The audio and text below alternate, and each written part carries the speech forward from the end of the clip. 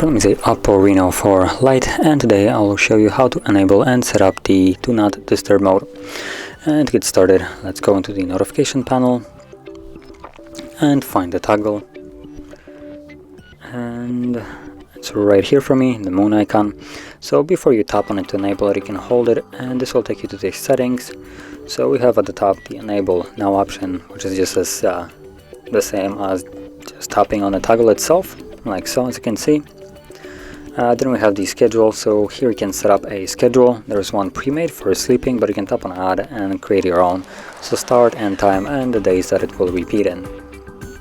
Now I'm not gonna really go through it here.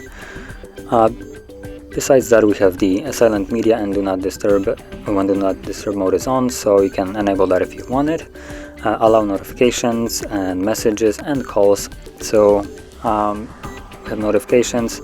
So you have status bar, banners, lock screen notifications. If you don't want some of them, you can disable them or keep them on however you like.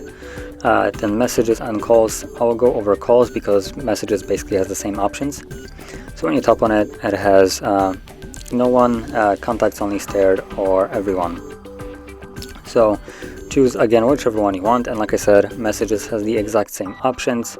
The only difference between messages and calls is the option below here, which if you for instance set no one for calls, you can still check this on, and if someone calls you twice within a 3-minute period, they will still be able to reach you no matter what it is set to right here.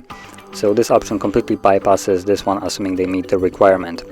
And this is an option really good for emergencies, so people usually call you fairly frequently if there is some kind of emergency, and this will allow them to get a hold of you even though you would have Do Not Disturb mode enabled. And once you set it all up, you can simply leave this mode, and once you're ready, you either tap on it, or if you set it up as a schedule, then well, you don't really need to do anything. It will turn on at the given time of the week that you have set it to.